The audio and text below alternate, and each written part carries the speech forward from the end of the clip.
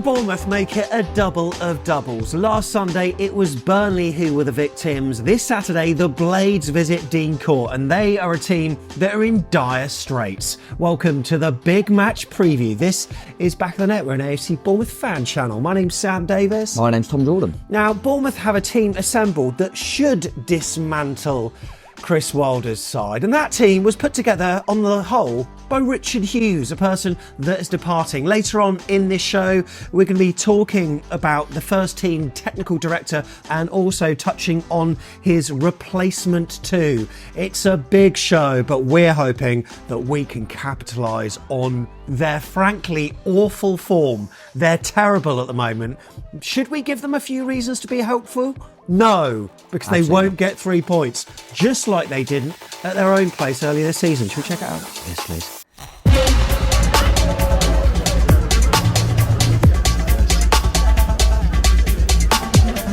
We have arrived. This is Bramall Lane. There it is.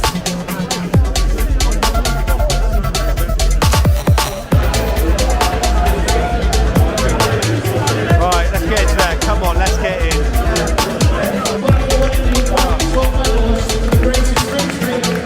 There he is. Up the Cherries.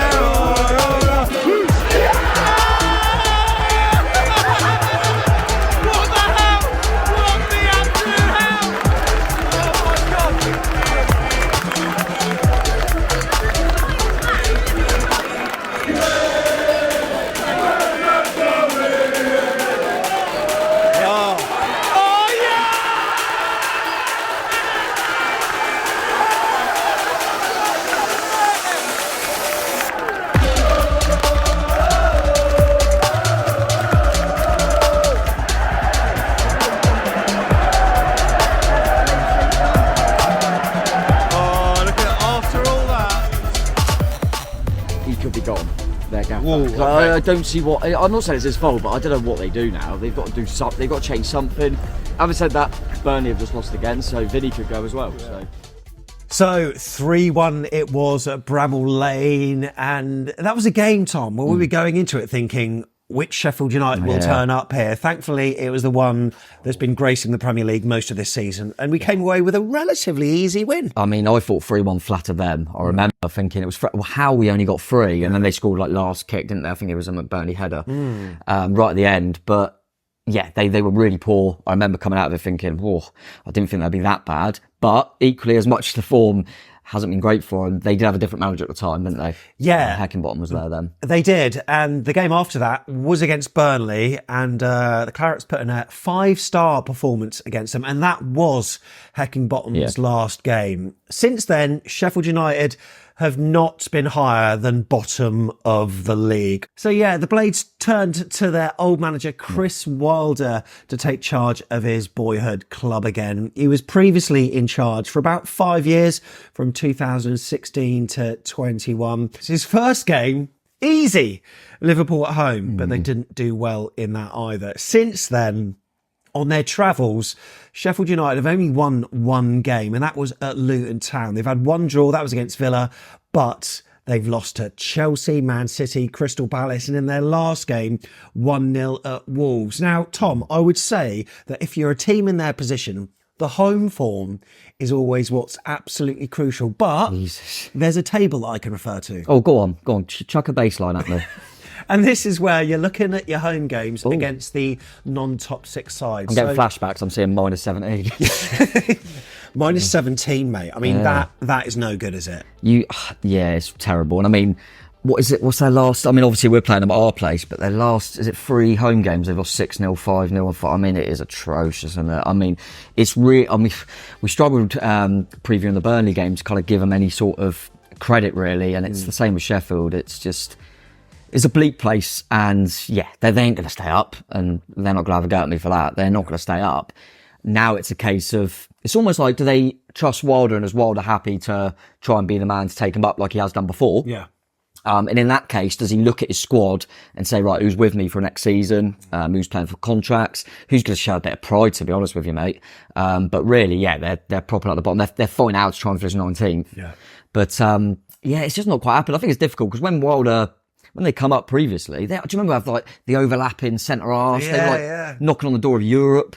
So yeah, really bizarre, but he got thrown in at the deep end. I think he was there really to try and just bring the spirits up a bit. To be fair to him, he's a manager, doesn't shirk away. He'll come out and apologise to supporters and say it's not good enough. He doesn't shy away from them sort of questions, does he? He knows it's been absolutely rank, for a long time. So he'll be just telling them, play with a bit of bloody pride. These supporters have, been on the back end of some horrible days and nights, supporting us this season. So if they're going to travel to Bournemouth, then at least give them something to shout about. And I feel for their supporters. I truly do. You'll remember earlier in the season, before our game at Bramall Lane, I spoke to Nick from Sheff Utd Way, and we're going to play a bit of his immediate reaction from their channel after their last match. And you know what? I truly, truly feel for him. This is what we had to say. Don't get any easier, does it? The Blades have just got absolutely battered 6-0 by Arsenal. It's another game where we've lost by 5 or more goals. Another game where we've conceded 5 or more goals at home. I'm just going to read a little stat that Match of the Day have posted. Sheffield United are the first English league side to have conceded 5+ goals in 4 consecutive home games. We're the first English league side. That's all leagues. That's not just the Premier League. That is all leagues. As I've put in the title, we are becoming a laughing stock. Oh, we are a laughing stock. We just are, aren't we, right now? I mean, that there. And I was just reading some of the comments on the live chat from that show. This is one. I've never seen such a spineless bunch of imposters wearing the red and white. It's got to the point where our own fans are mocking the club on social media. I've never been so embarrassed to be a Blade. Someone else said, we've lost the passion completely. We need a good clear out in the summer and rebuild around the youngsters. And you know what? It's a really funny one, isn't it? Because Burnley and Sheffield United, they're not that far apart in the table, but you sense, despite Burnley being pretty bad last week, there is a plan that's going to move forward into next season. Whereas with Sheffield United, you don't quite see that, maybe. Yeah, it felt. I mean, they've been a lot worse than any of the Norwich teams. But when Norwich come up, they always have this thing about they're happy to just go back down and make some money and stuff like that. Yeah, they want to be in the top 26 clubs. Yeah, and that's what they're. And it felt because they got promoted. I mean, I don't know, all the ins and outs in terms of recruitment and money and stuff, and the players that left if they desperately wanted to leave, but. We said last week when we played Burnley that there weren't a lot of positives, but I remember saying that I thought Sander Berge was one of their best players.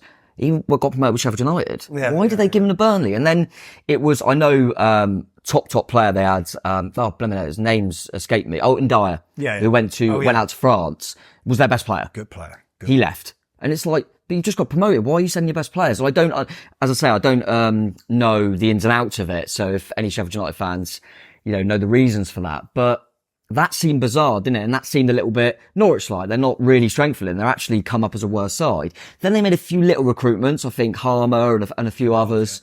Yeah, that I thought, okay, maybe they might be able to scrap. But it's been awful. And I watched that Arsenal game, and I mean, they only lost 6-0 because Arsenal just took their players off and just kept the ball. I mean, it could have been any scoreline. I mean, 20 minutes in, and I thought this is embarrassing. Cricket score, yeah. Yeah, it really was. And yeah, you got to feel for them supporters for sure. But it depends what they want to do now, what their focus is, I think, on what they're going to do next season. Was Wilder brought in to try and be a little bit of a bounce and get the spirit up? Or was he right, if we go down, we know he can build us back up? I think that would be the questions now that need to be answered. Famous last words for me to say, but this would usually feel like a game where they would come to Dean Court needing a reaction, but I've been saying that for most of this season with some of their results and thinking that they would show a reaction, and they never have. And look, it's come clear on social media over the last week or so with articles in the Times. I think that it seems that Paul Heckingbottom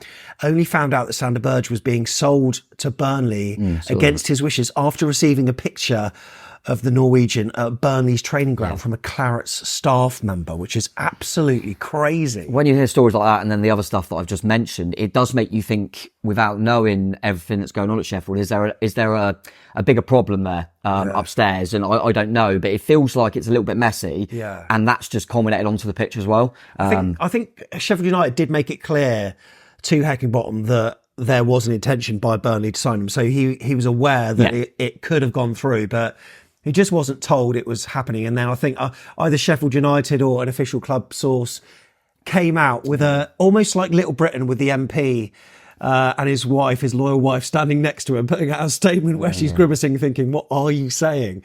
It almost reminded me of that. So things aren't going right. And you can see that on the league table here. Look at this. Burnley are just... I mean... And it's funny, like you look at Sheffield United have got a win in the last 5, but you can see loads of red L's everywhere. But, and it's the nature of them L's as well, isn't it? Like scores and stuff. Despite the fact we're saying that Burnley have got more of a plan, they're still down there, and then it's just one of maybe 3 or 4 clubs. We are desperately hoping it's not Luton, but we'll have to see how that goes. I don't know, it does feel... Listen, you've got until it's mathematically impossible, stranger things have happened in football, so you've got to keep fighting. But for Burnley and Sheffield, it's got to be now, as the coach and as players, it's got to be about pride, it's got to be about the supporters, it's got to be about, let's not be the laughing stock, let's not be remembered as one of the worst Premier League teams. You don't want that on your CV. As a player, you don't want to be in the squad that was one of the most embarrassing. So them two have got to be fighting for pride. That's all they can go off now. We saw it at Burnley last week. I thought, well, they might look at this as like a must win, but they were resigned before the game, and it was just going through emotions. And Sheffield need to come here to us and make it a game that we don't want, because on one hand I'm going, this is the perfect fixture, they are atrocious. On the other hand, I think this is the worst fixture in the world, because they can't be any worse, surely. And if you don't beat Sheffield United at the moment, then you're laughed at. The only thing I would say, just going back a little bit, in their games, I watched them, I think it was a Sunday, it was on TV because I watched it. They lost 1-0 to Wolves at Wolves. So this is an away game. So obviously they're really bad forms being at home. And on the road, even though Wolves should have probably been a couple ahead, at 1-0, Sheffield were pushing, and another 5 minutes or so could have been tricky for Wolves. They had a few little half chances, and I didn't think they looked awful. It may be Wolves when, we won, they're like, protect the lead, just sit back. That's exactly what I was about to say. Yeah, but they caused a few problems. I thought, okay, at least they're still scrapping. It's been more the home form than they just seem to be struggling with. So that's just one thing to be wary of. But listen, they still didn't score in that game. Yeah, and the form table is not particularly great. There you can see that they are 19th. Burnley are there at the foot of the table. Not particularly great whatsoever. Look, I suppose if you're going to give them some hope to cling on to, it's the head-to-heads between the two clubs. Well, over the years, they have largely dominated, but in the last sort of couple of seasons or so, we have started to edge it, of course. Our first affair in the Premier League, do you remember that? That was 1-1, Billy Sharp. Chris turning Mepham. up late. Chris Mepham. Chris Mepham, who, ironically, could be in action this weekend and is a player that they were looking at earlier in the season. It sounded like, just from little talks within the club, innit, like on with the Echo and Solent and stuff, it sounded like Mepham was open to it. Sheffield were interested, but I think we obviously got the injury to James Hill as well, and I think we decided we couldn't leave ourselves short at the back, which turns out was bloody lucky, because we've only got 4 fit defenders now, and Mepham is one of them. So yeah. By the way, you just called them Sheffield, and they hate that. Oh, sorry, Sheffield United. Don't worry, the other ones are going down as well. The other ones might stay up. Are they telepathically linked, these two clubs? Because they seem to have highs and lows. I mean, Sheffield Wednesday have given themselves a fighting chance with some of their recent forms. So maybe could be the derby, the Steel City derby now. But look, in did they both get promoted? Sorry, and now they both look like they could get. Yeah. But this happened before. Seasons. Yeah. There was a 0-0 there. Do you remember in the 21-22 season? That was at their place. Yeah, was that Travers? Travers was amazing. Oh, a couple of good. And that's when I thought they had Gibbs White on loan. I remember thinking he's going to go places. Unfortunately for Sheffield United, it wasn't with them. But he was good that day. But that was when we were both at the top of the Championship. Right? So I remember thinking that was a good point. Good point for us. So in all our home games against Sheffield United, both have won 1, drawn 3, lost 5. There you go. Cling on to that, boys. In all competitions, we've won 3, drawn 6, lost 11. Now, Tom, what I want to do is maybe you can talk me through recent results. But I think what we're going to do this ain't a pretty segment for Blades fans, but we've started it from Christmas Day, actually, because that game on Boxing Day, I think, was symbolic. When you've got Luton Town at home, a side that's struggling there down with you, and when you're losing 3-2, that doesn't really bode well, does it? No, and if you're a team that's hopefully scrapping at the bottom, like Sheffield United would have hoped to have been, you can't be losing games where you scored 2 at home. You're conceding too many goals. I mean, that's just not... You know, Luton are a good side and they're obviously doing what you want to be doing and scrapping and keeping themselves in with a fight. But you shouldn't be conceding 3 goals at home to them. So that was a worry. Then I thought they were respectable when they lost to City. And you've got to remember earlier in the season, it's a long way back. Do you remember that, you know, City beat them in the last minute? Yeah. You know, and so it is weird how it changes. They got a good win in the FA Cup.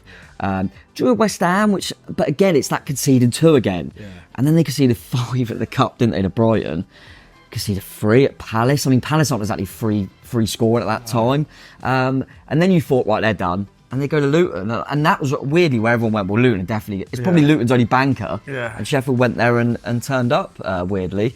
But yeah, since then, it's been pretty horrific. Touched on the Wolves one, which wasn't too bad, but got hit for 5 again against Brighton. It's like 10 in 2 games at home to Brighton. And then obviously the 6-0 at home to Arsenal. Where, listen, Arsenal... Got to be careful. We got to go to the Emirates yet, and Arsenal, when they're purring, are a difficult side to play against. But they didn't even put up a fight. And I mean, for the game to be out of reach within 10 minutes was. I remember watching. It was 5 minutes. It was 1-0. I thought this could be 3-0 already. I mean, that is crazy. So yeah, they need to be playing for a bit more pride, mate, and they need to have a bit more about them in terms of. I just think if I was a professional football player and you know that everyone's laughing at you, have a bit more about you. Go, do you know what? I'm going to at least show that I'm scrapping here and I don't want to be laughed at. So they've got to do that at some point. They're not going to get beat 5-6-0 every week. Yeah. By the way, how are you watching us? If you're on a TV or you're watching us on your laptop or your desktop or whatever, just grab your phone right now. And if you're on your phone, you can do something that really helps the channel. This match preview is powered by Sofascore, our favourite footballing app, and it gives you loads. Real-time goal notifications, faster than on TV, lots of player and team information, more stats than you could ever expect, average positions, heat maps as well. And it's the highest rated live score app, I've said it right this time, on the App Store and on the Google Play Store. And I'm a big fan of this. And every single download, by the way, it's free to download. Honestly, you won't regret it. It helps back of the net. So we'd so appreciate it. If you click the link in the description, there's a card at the top as well. Or just scan the QR code on your TV. If you download it, you're really helping out back of the net. Yeah, I really appreciate it. But if you are a Sheffield United fan, I wouldn't go back and look at the stats of the last game.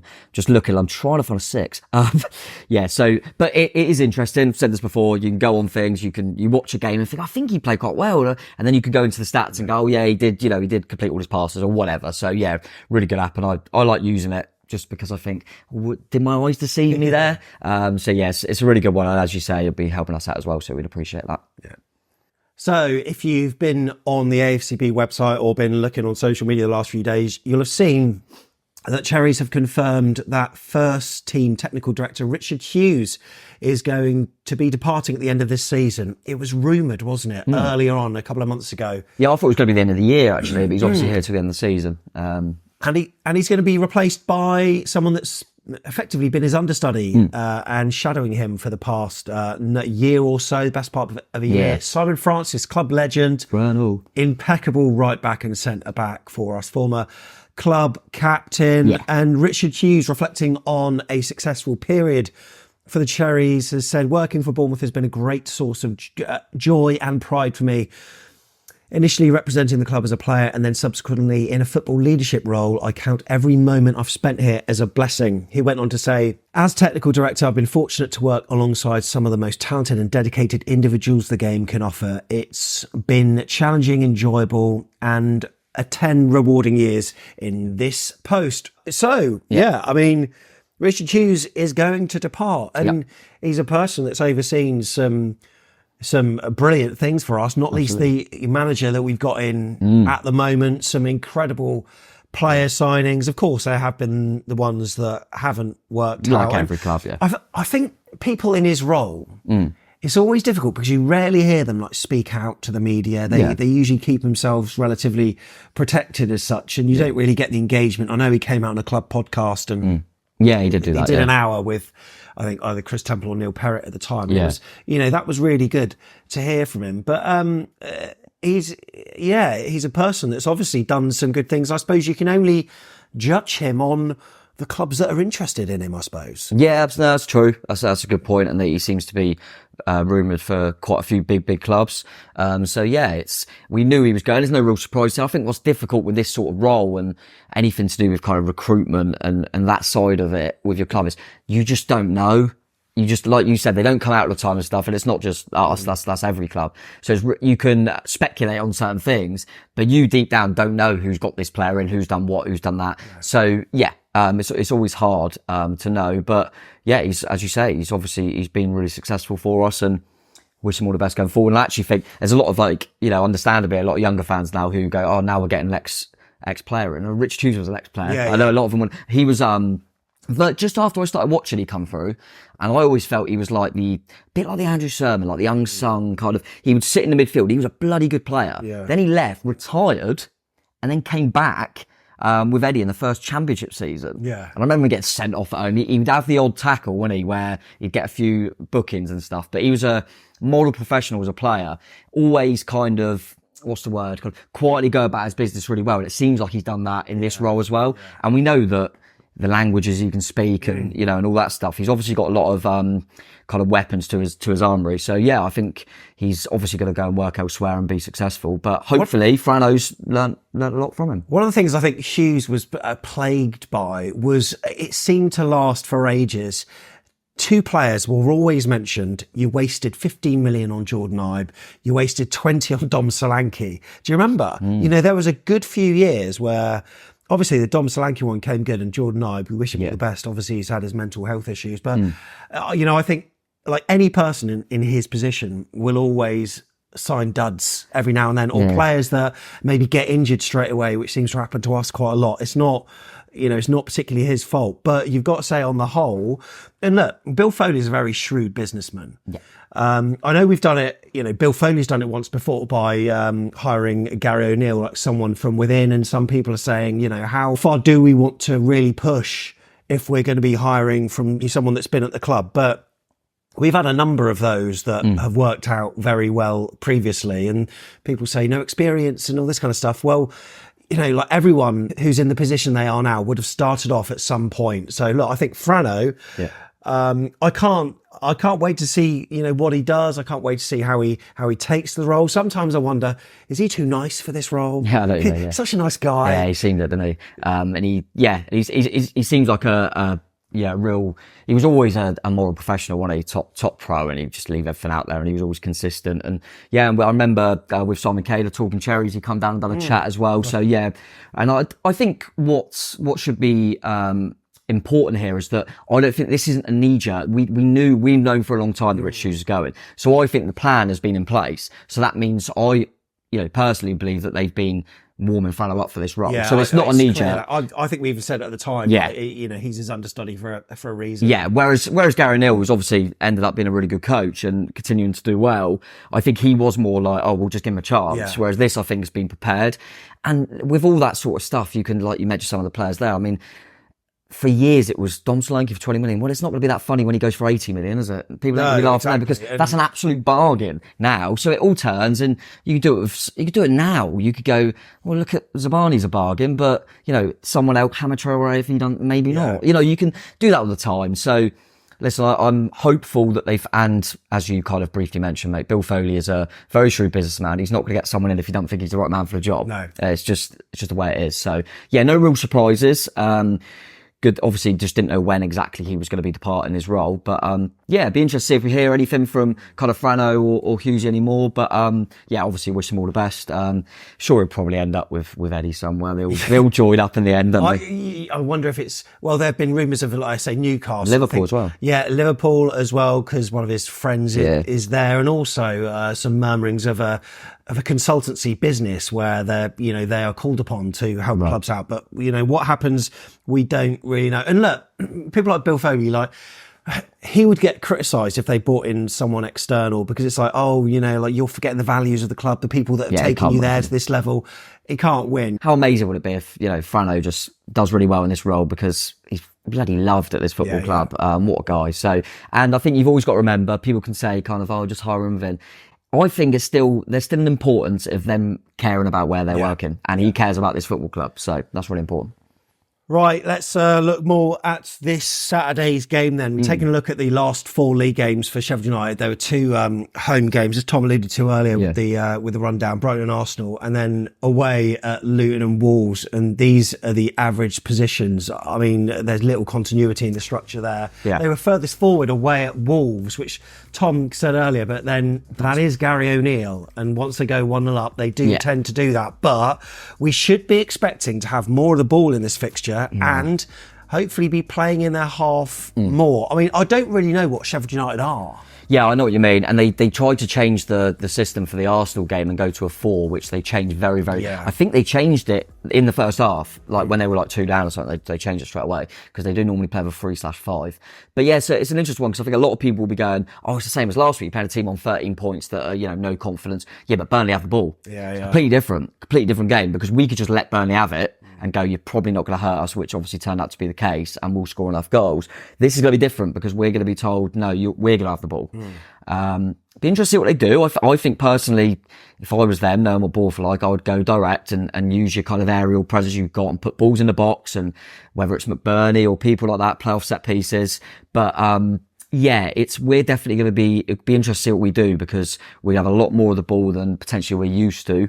And as I say, as much as their form's been horrific, them last 2 away games wasn't that they put up a fight against Wolves and they beat Luton. Yeah. So we've got to be a little bit careful, but I like to think a bit like with the Burnley game in terms of there are some parallels in the sense that I would like to think we have too much quality on the football pitch. I would certainly so I'm hoping we'll have too much, mate. In terms of goal attempts, big chances and goals scored, I mean, we're pretty much, Sheffield United have got worse stats throughout, apart from maybe intriguingly the big chances conceded, where AFC Bournemouth have, but then you could think of the Lewis Cook slip and the various situations that we've given the ball away, but Bournemouth on average have had twice as many goal attempts in the last 4 than Sheffield United. So hopefully it should be a decent game. I'm fairly relaxed about this, and that's an uncomfortable position to be in. I'm the opposite. How am I relaxed in terms of injuries? I mean, am I? Let's have a look at the Premier injuries here. Ryan Fredericks out. What?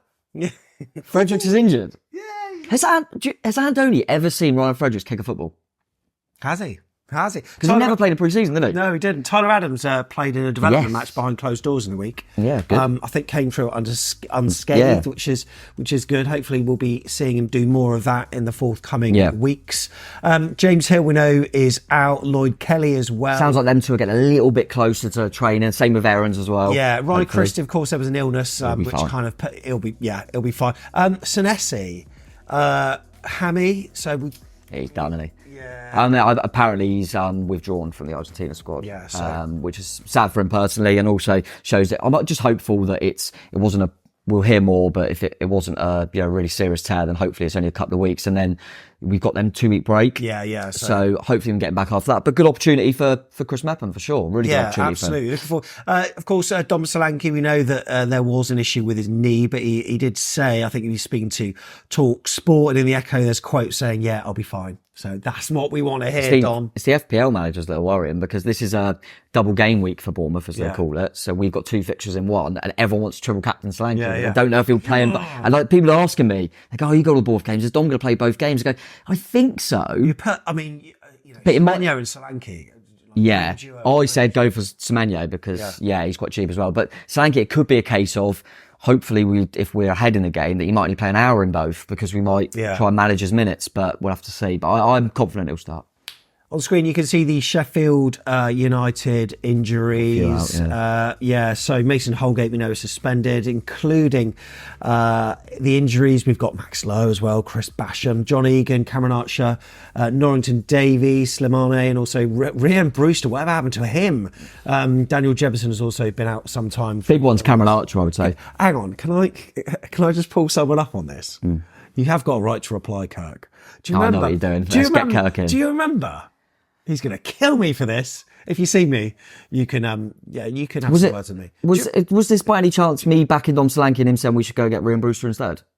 Oh, I don't know. Did you say about Solanke? Yes, I did. Oh, Thank you very much. Yeah. But to be fair, though, I can see where Kurt was at the time. I think he was on loan at Swansea, I want to say, and Brewster was banging him in because he was in the Liverpool, and he was really highly rated. They paid a lot of money for him, yeah. And he's been at Sheffield United ever since that. Well, like loan spells aside. Yeah, but he scored one goal and he's got like one goal in 3 years or something ridiculous. That is unbelievable. Don't know what's happened to him. But I think the main one is the signing I thought was quite a good one for him. And I actually think he's been alright for him. Is Cameron Archer from Villa.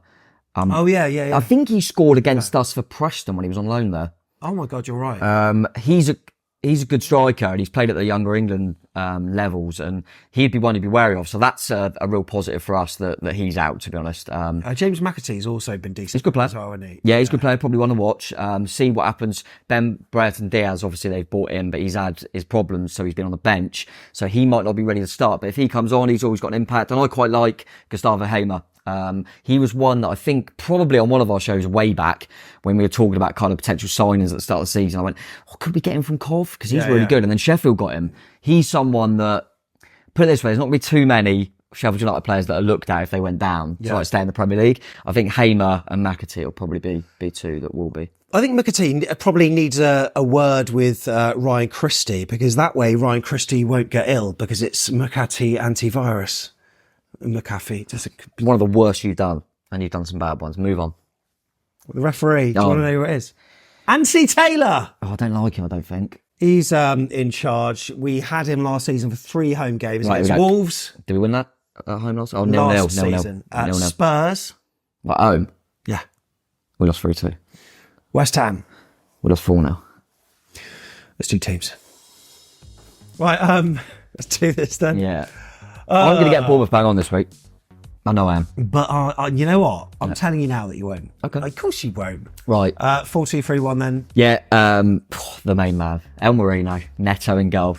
He deserves, unbelievable performance. I think, you know what? We've criticised him, of course, for certain things, but that performance, what a save, was brilliant. That save. Brilliant stuff. I don't know if they still do it, but quite often on match day and stuff at the end of the season, they always do their goal of the season. Sometimes they do save of the season. That's in there. That'll be in there. That free kick save will be in there. Back 4, I think, is the only 4 fit defenders we have.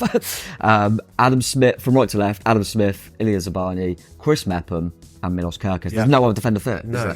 Kingsley Wellens, youth player, will be on the bench. I think as long as Christie will be fine, so he'll continue in there with Lewis Cook. I think Clivert done really well last game. He'll stay in the 10. And I think Semenyo and Tav. I bet you, now you've said that, he's going to put Sinisterra in. Bet you. Yeah, probably. No, I think Semenyo and Tav done enough. Yeah. I know people are saying about Tav's form, but I think there are a few little stats just showing why he's probably plays interceptions and things like that. He does well. So I think them two will stay wide, and then Solanke will be okay. So I like to think he'll start up front. So just that all in all means one change, which is enforced Mepham for Senesi. I don't think we'll change too much else. And then we've got, I think also the fact we got this game, and then if you need to change anything, we've got a game on Wednesday. So see how they come for it. Sheff United then? What you go for? Yeah, it's just tough because I don't know loads about them, obviously, and they've been pretty rubbish. So I'll try to make some changes. I'm going to go back to what they normally do, which is 3-5-2, 5-3-2, whatever you want to call it. Gerbich in goal, that could change, you know. So they start the season, they always play with Fodringham. He wasn't doing well. Yeah. Wasn't doing well. So Wilder's bought Gerbich in, but then you can go, but he's just letting 6. Well, I think they'll stick with him. But that could easily change. I mean, none of them were really his fault. No, exactly. So I think they'll stick with him. You know when there's like a really hard name to pronounce, you go, I'll just go with his first name. So Anal, that's his first name, Anal. So Anal. How's that spelled? Anel, I think. Oh, okay. Anal Ahmedhodzic. Yeah. Ahmedhodzic. Trusty and Robertson will be the back 3, I think. I'm going to go with Bogle as kind of the right wing back. Norwood, Souza and Hamer in the middle, with Osborne coming in at left wing back. Yeah. And then I'm going to go McAtee. And I think they're going to go Osula just for a little bit more power and pace, and maybe use McBurney as more of a sub option like they did against us before. So that's what I'm going to go with. But I don't really know with Sheffield at the moment, because I wouldn't be shocked, actually. I don't know enough about them, so I'm putting it in. If Wilder's the type of manager to go, I'm going to give a couple of youngsters a go out there. Fight. I want some players to fight for me. He bought one on, Sheffield United fans will know, he bought one on against Arsenal. I think his name's Arblaster or someone in midfield. He bought him on. and he at least showed a bit of fight. Yeah, and it wouldn't shock me if he chucked a few in there for that reason, really. But that's what I'll go with. It's one of those things that I just get a feeling that if they go 1-0 down, whoever they've got, confidence will just be sapped out of them, and then we could have a field day. I don't think it's going to be an Arsenal style field day, but I'd like to think that we will win. So much so, my prediction is going to be 3-0. I hate this AFC game. Bournemouth. What are you going for? I hate this game. Game? I just hate this match. Oh, okay. I don't like it. We can't win because you've got to. Can, but you know what I'm saying. Everyone's going, well, Bournemouth have beaten Sheffield United easy, and I just don't like that. They've got to be hurting. They've got to play with a bit of pride. I think we'll have too much, but I don't think it's going to be what people think. I think it's going to be a frustrating game. I think we're going to win a 1-0. I think we'll be all over them. And we're going to think, oh my God, are we going to score? And they're going to be kind of scrapping for their lives. And I think we'll have just too much and nick a goal. But we'll have to, and I'll take that because let's just win the game. We are in a position where we can't win, because if they did emerge with, say, a 1-0 win. Yeah, we'll be laughing. Will be looked at, will be scrutinised by match of the day, massively. Yeah, even if they drew. Bournemouth did wrong. Yeah, even if they come in and got a point. Whereas if we win, unless it's 6+, if we win 3-0, everyone goes, oh yeah. Which is weird because but I'll take it, and I think it will be 1-0. I think we'll have too much, but I don't think there's going to be. Oh, well, I was really looking forward to the game tomorrow, and now all of a sudden I'm a bit nervous about it. Very occasionally, I'm wrong. Occasionally, all right, not often. What are you going for? Let me know. Put it in the description. I know this is what I hate as well. Sorry, go on. There's just going to be Bournemouth fans everywhere going 5-0. I just don't like that. I don't. But then all I will say is I remember going to Sheffield away. Yeah. And thinking, oh, it's going to be, and everyone was saying, and we did batter them. Yeah. The scoreline flattered them. So, yeah, I'm hopeful we'll still be too strong for them. Look, we'll go about our business. We want you to know. We want you to know that you've watched this bit, right? So properly have a think. Don't just, because I know that some people click the video and they put in their prediction before we've even spoken during scum, back of the net bit. Right, okay. Think of a word for them to put in the comments, any random word. Any random word. Mongoose or something.